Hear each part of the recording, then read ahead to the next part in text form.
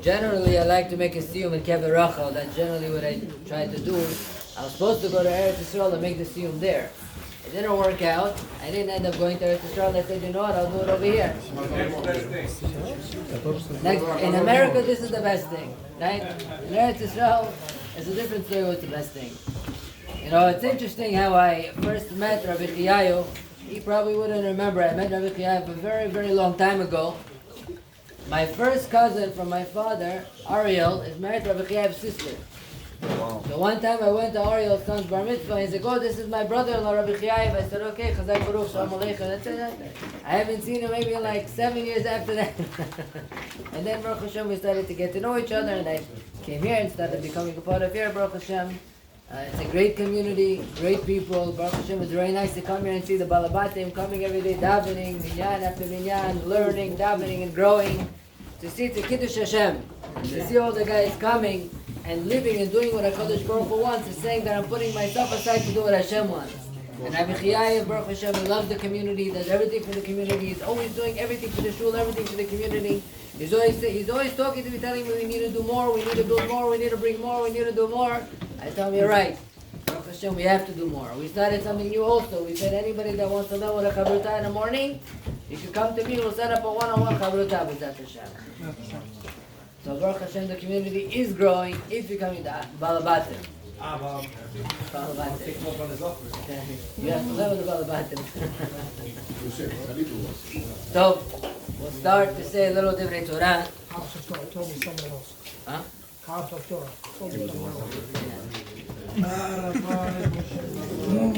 After I came to the shul, I actually realized I'm related to half the people in the shul. That was the funny part. Right? I want to say something very interesting on the parasha, and then I'm going to make the siyum. I'm going to ask for about 10 minutes of your time, not too long. Say a little Divrei Torah, and then we'll continue. There's a very interesting question that the Al-Shich HaKadosh writes. The Arizal says the Al-Shich HaKadosh is one of the 70 Perushim, one of the 70 interpretations of the Torah that were given on Mount Sinai, with the Al-Shich. The Al-Shich asks very interesting questions. He says, what did Yitzchak see that he wanted to give the bracha to Esav and not to Yaakov? What was Yitzchak Avinu thinking? Didn't he know the truth? Didn't he know Yaakov was a tzaddik and Esav was a rasha? Yaakov was born with a Brit Milah and Esav was born without it. Even Esav, when he was younger, he couldn't have a Brit Milah because he was very red. And when he got older, he didn't want a Brit Milah. And not only that, how do we know that Yitzchak knew that Esav was a rasha? Chachamim tell us that Abraham and Yitzchak, they learned with Yaakov, they taught him the whole entire Torah.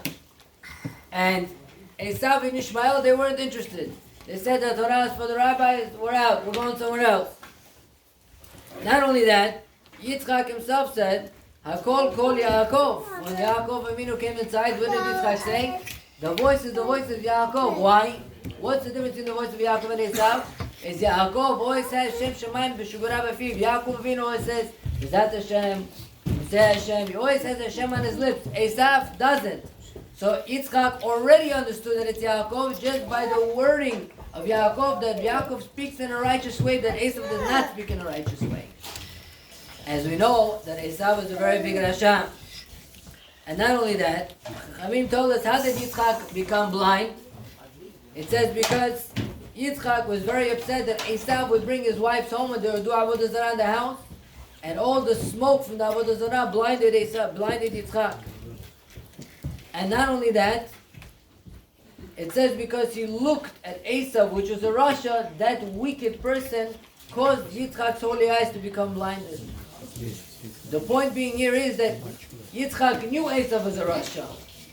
Why did Yitzchak want to give him the bracha? Why would you want to give the rasha the bracha? Leah, it says that everybody used to ask, who is Leah going to marry? They're going to marry Esav. And Rachel is going to marry Yaakov. Leah used to go around asking, what does Esav do? What type of a person is he? What is his day like? What does he do for a living? He says, oh, Esav, he kills people, he murders people, he robs people, he rapes people. Hamas, same thing, right? But in one individual, he does whatever he wants. He goes into your house, he likes the house, he kills you, buries you in the backyard. It's his house. Nothing to do about it. This was Esav. Everybody knew who Esav was. And these are two different countries. This is talking about from Iraq to Eretz Israel. They already knew. Everybody knew who Esav was. The word was out. The whole world knew. Everybody knew. Esav had a reputation of being a Rasha. If so, the question gets even stronger. Esav was such a big Rasha. Yitzchak knew that the bracha that he's going to give now is Maaseh Avot Sivan Ivalim. He's going to create the roots for all the generations to come of who's going to have the bracha entitled to him forever. This is not a bracha like our father gives to his bracha on Shabbat, which is good. It's powerful. But this is the bracha of a lifetime that's going to be inherited in Esav's genes or in Yaakov's genes forever. And Yitzchak Avinu understood that. So what was Yitzchak Avinu thinking to give a bracha to such a wicked individual? And not only that, Rivka, she knew Beruach HaKodesh that Yaakov has to give the brachot, and not Esav. The question is, if she knew Beruach HaKodesh that Yaakov is going to give the brachot and not Esav, why didn't she just go and tell her husband, Yitzchak, I received the Beruach HaKodesh, Yaakov is supposed to give the brachot, not Esav. Very simple solution, it would have been over. Also, why did HaKadosh Baruch Hu want at the end for Yaakov to get the brachot in such a corrupt way? You obviously see HaKadosh Baruch Hu set it up in a way that Yaakov was supposed to receive the brachot in such a corrupt way. It was very easy for HaKadosh Baruch Hu just to come to Yitzchak like he came to Rivka and say, your son Yaakov is supposed to get the brachot, not Esav, and that's it, case over. The question is, why did HaKadosh Baruch Hu orchestrate everything in such a way where everything had to work in such a complex way? Esav was such a massive Rasha. Yaakov had to steal his brachot. Rivka knew Baruch HaKodesh. Esav wanted to give the brachot to a wicked person, when at the same time Hashem wanted it to go to Yaakov. So why did Hashem conceal everything from Yitzchak, giving Yitzchak the will and the want to want to give the brachot to Esav? What was the cheshbon? What was really happening behind the scenes over here? There's a sefer called Metzach Aaron. He explains very interestingly. He says that the brachot of Yaakov were really supposed to be this world also. Even though Yaakov chose Olam Haba, but in order to get to Olam Haba, Yitzchak also understood you need Olam Hazeh. To live as a goy, what does a goy need? He can make $50,000 a year, can live in Oklahoma. Doesn't need anything. He wants to take his whole family out for lunch. Where does he go? Goes to McDonald's. He has 2 kids and a dog. His dog eats home with a dog. He takes 2 kids, he goes to McDonald's. What does he eat over there? He gets a big burger like this for $3. Right? He gets a big burger like this for $3 to everybody. They tell him put onions, put tomatoes, put everything you want to put in, 5, 10, 20, 30 cents. Right? How much does it cost him? He doesn't have Shabbat, he doesn't have Chagim, he doesn't have tuition, he doesn't have anything. He doesn't need to choose real estate in prime locations where you have to pay $1.5 million. He doesn't need to pay tuition, he doesn't need to pay 5 times the price of kosher food. Goyim don't need money. What do they need money for? For them, they can live anywhere. They can live off a $70,000 salary like kings. But the Jews, they need money, right? You want to take your kids out to eat? You want to go out to some Jewish store to eat? You have 5 kids with you and your wife. Each burger, $30. For what? You want to add a tomato, $2. Yes. How is a tomato $2? Yes. You want to add an onion, another 50 cents. A piece of onion, 50 cents. By the time you finish eating, you spend $600. What did I eat for $600? Right? Now you want to keep Shabbat? You have tons of kids. Shabbat costs a lot of money. You have to buy a lot of food. You're not just going to feed them a little piece of fish. Then you want to bring a bottle on the table. Then you want to bring your friend to the house. Right? Each Shabbat's going to cost you an arm and a leg. Right? And then you have to pay tuition. You have 5 kids. You're going to spend another $5,000 for tuition. And then you got to move to a prime location. To be a Jew today, you need to make... Right? To be a Jew today, you need to make a lot of money. So it's understood that Yaakov Avinu, in order to get to Olam Haba, he needed Olam Hazeh. You need to buy lulav, etrog, tefillin, you have tzedakah. All the money you make, you give 10 or 20% to tzedakah. Then you got to pay taxes, right? So to be able to live as a Jew, you need to have that bracha of Olam Hazeh. So Yitzchak Avinu, he wanted to give the bracha to Esav. The question is, what does Esav need the bracha for? Chachamim tell us, Aniyut ma'avirat adam adat kono. If a person is poor, lo aleinu, it can make a person nuts. If that's true, right? So, why did Yitzchak want to give the bracha to Esav? Really, Yitzchak wanted to give the brachot to Yaakov. But what?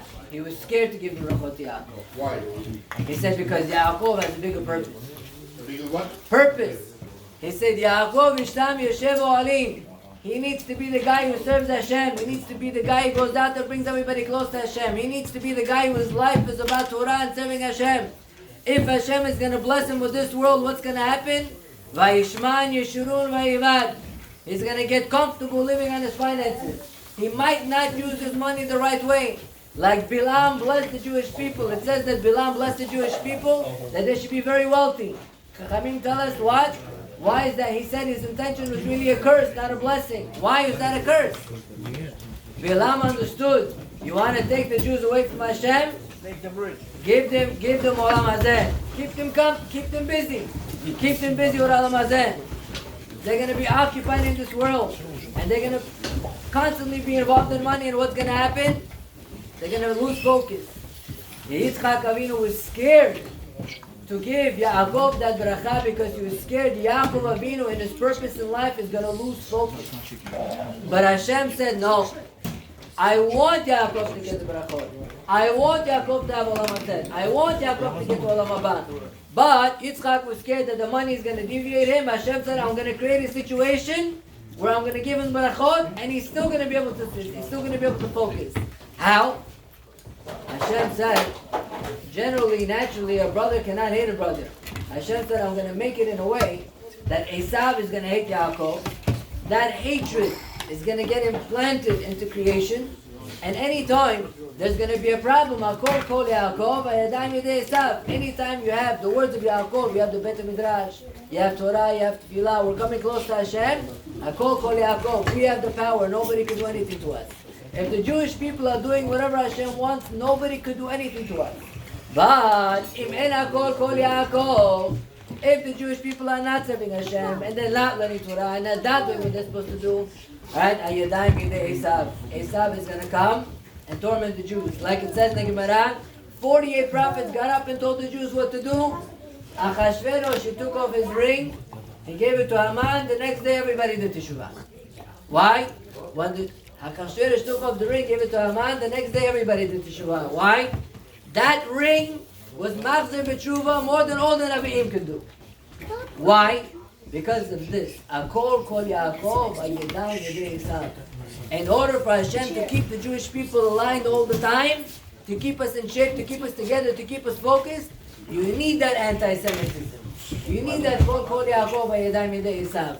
You need the goyim to come out against us to make us feel like, wow, we have nobody else but us. We have nobody else but Hashem. Right? We need that sinah from the goyim to come to us to keep us focused on what we really are and who we really are. And that's why HaKadosh Baruch Hu orchestrated everything in such a way that Esav will hate Yaakov, to build that hatred into nature. And even so, Yaakov will get all the brachot, and Esav's hatred will keep Yaakov with the brachot and shape in every single generation.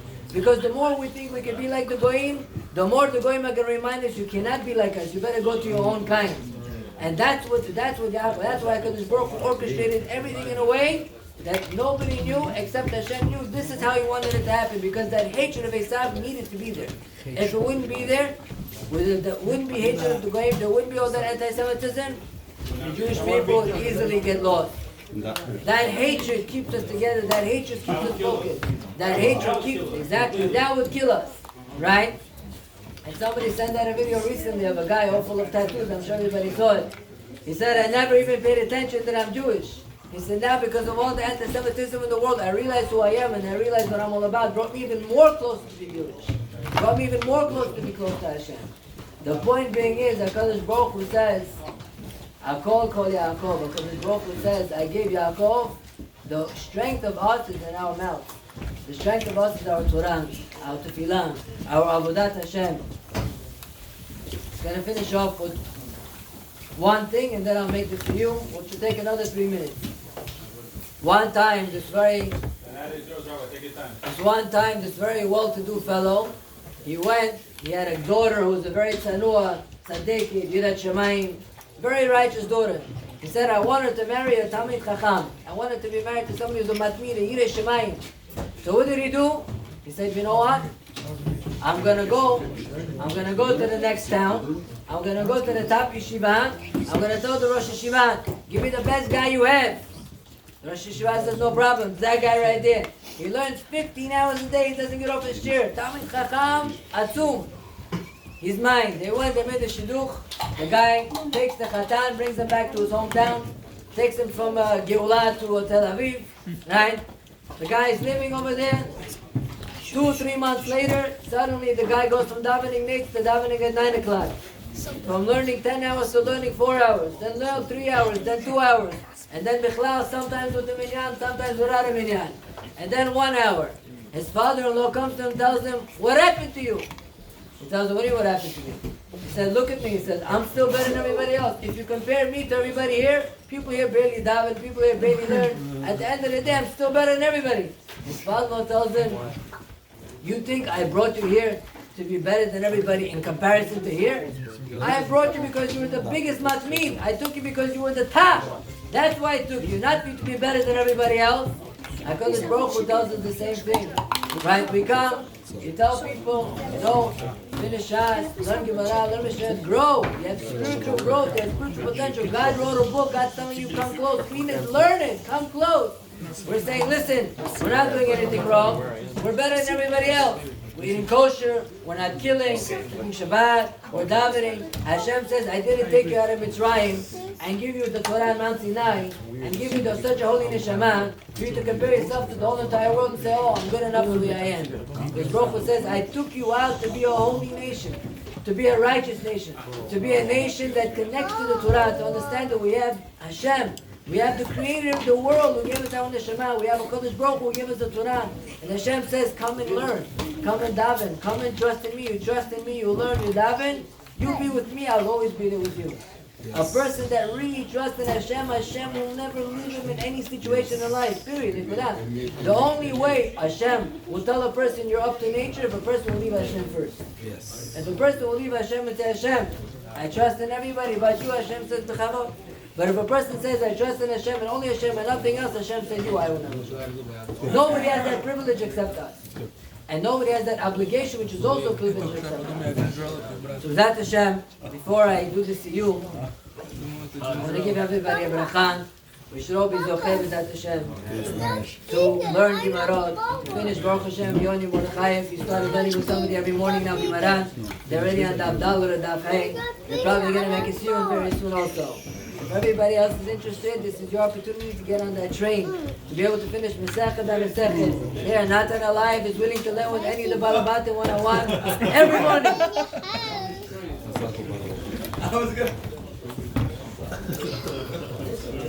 So the Mishnah, the first Mishnah says there are 4 avot nezikim.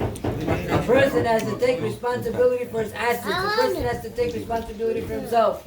If a person's animal harms somebody, you're responsible to pay for it. If a person has a ditch that he made on the floor, somebody gets hurt, you're responsible to pay for it. You are responsible for what you do, whether it's your assets, whether it's yourself, whether it's something that you, I didn't think about it, but at the end of the day, it's a consequence of his result that came from you. If a person lit a fire in his backyard, the fire gone wild, went to somebody else's property and burnt his property. You're responsible for it. You are responsible for what you do. That's what the first mission speaks about.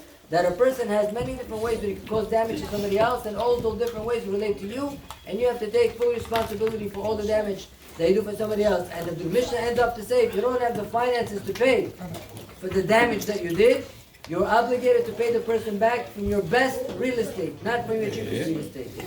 And at the end, the Gemara discusses a person that's working for somebody, and he's working on his field. And what happens is he chops stones, or he has to pluck out the bad trees, or he has to take out the grass that's no good.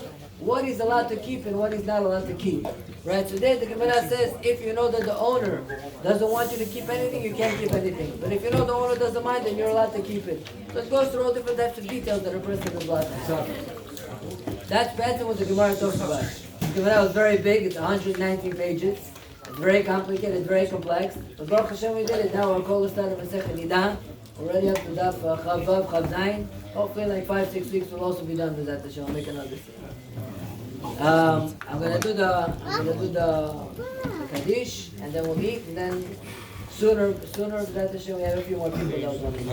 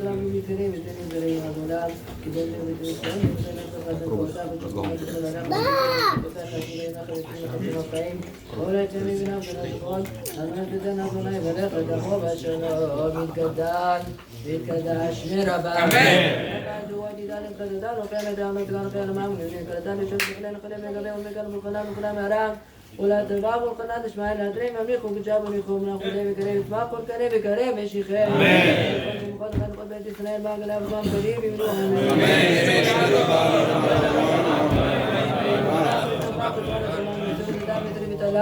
شميت كجاب الإخوة لا من كل من قدام ولدان قدام قدام ولا من ما بينهم